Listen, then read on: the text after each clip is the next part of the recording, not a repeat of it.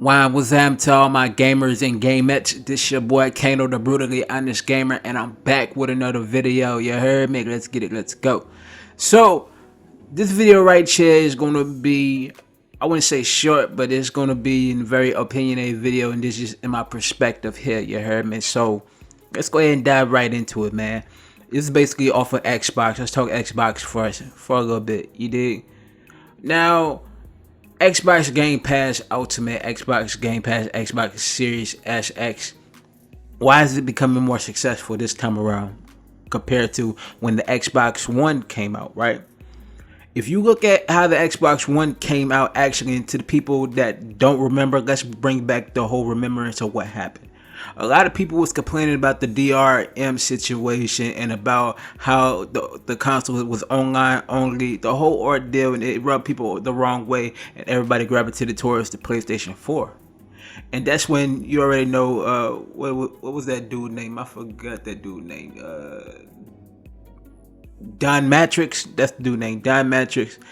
And with that situation, you already know he got fired, and Phil Spencer ended up taking over. Then it had turned to a whole 180, and towards the end of the generation of with the Xbox One, One S, and One X, they bought a lot of studios. They had 15, and now they got 23 studios after Bethesda and that full acquisition come into fruition very soon. So, and then not only that, they about to buy some more studios. So you already know they probably gonna end up having, by the end of the new generation, probably between 30 to 35 studios, because they got the money to do that. So let's break down more of the analogy. You already know Game Pass came into fruition a few years ago. I don't know, like 3-4 years ago.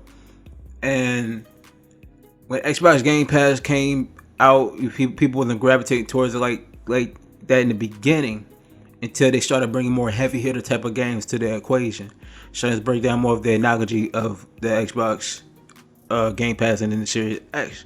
So after they bought all the studios, we know they got a lot of upcoming exclusives now. So now they're not going to be in so much of a drought, and they're going to actually have some heavy hitter games. You heard me?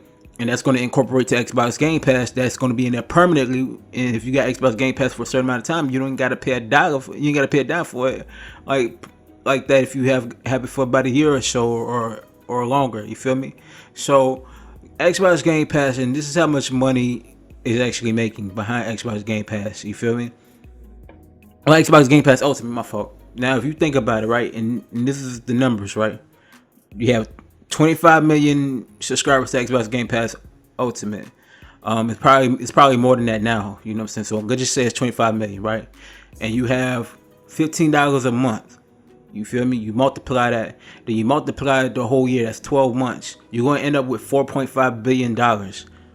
You feel what I'm saying? That's a lot of money that they make yearly. So they multi-billionaires. So they have the money to acquire studios.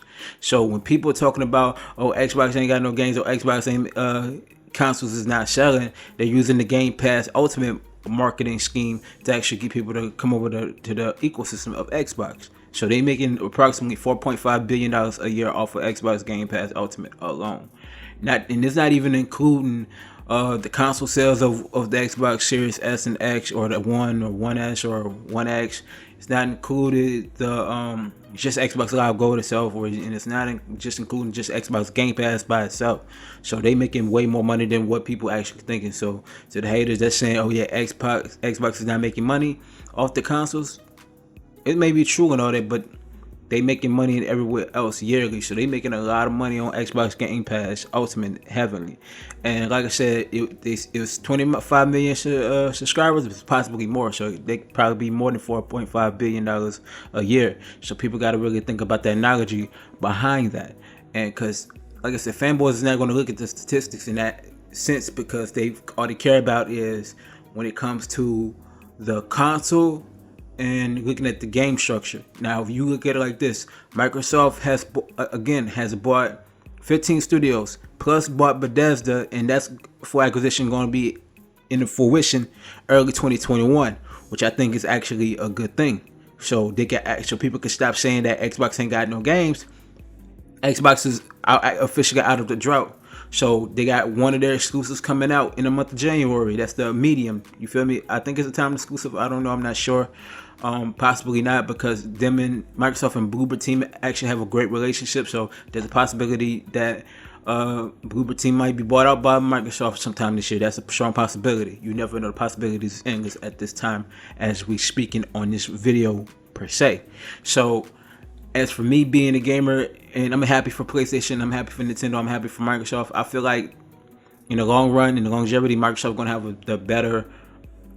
going to be in a better situation in longevity because they got money through Game Pass Ultimate to continue to make games and buy studios and put out more exclusives. So, and people know it. And Excel working on some new games. Obsidian got new games they're working on exclusively to Microsoft.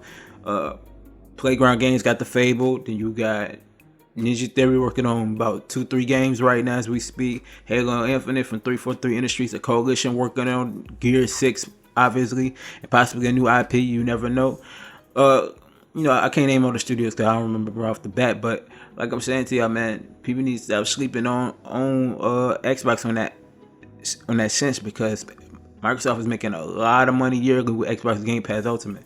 Now, to the fanboys that's undoubtedly focused on the console sense of it, I understand that the console's not hitting that major factor that people want, but you got to look at the ecosystem. Now, when it comes down to PlayStation on that sense, PlayStation really is relying on their studios that they have, and they really don't have too much money to acquire more studios in that sense. And I hate to say it, but it's the truth.